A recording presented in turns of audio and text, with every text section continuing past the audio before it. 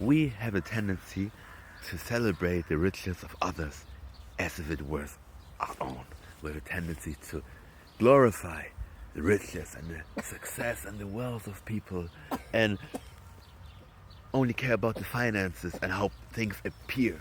But we don't care about how it actually is.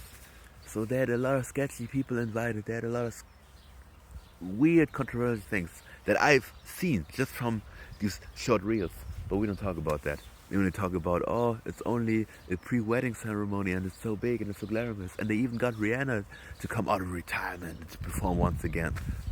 Yeah, because she's getting paid a lot. These people have different values. They're not immoral, but they have different values. They value God less and money way more. So it looks like that. But are they happy? Will they be happy in their relationship? Or will one person be oppressed and suffocated to appease to the other one's vision? Or will one person, have to completely deny themselves to fit into a picture and to make everyone around them happy? I'm talking about the woman there. Or will both people just be a weird power couple and destroy the world together? I'm talking about the Gates family. And Bill Gates is a divorced man. So you invited someone who was the then richest man in the world, and people were always being like, I want to be the next Bill Gates, do this and you would be like Bill Gates. But he's divorced. So even if you have all the money in the world, nothing is guaranteed if you don't have the right person next to you. That's why invest in the right person, not financially. You cannot buy love, but intellectually you have to know everything about the person. You have to deeply care about the person. You have to always have a curiosity for somebody's feelings and way of thinking and perspective. And people don't have that. They think they marry and then they got somebody literally in the bag. You bag somebody. But that's not how love works. That's not how relationships should work anyways. We understand that in business relationships, so we don't do it friendships.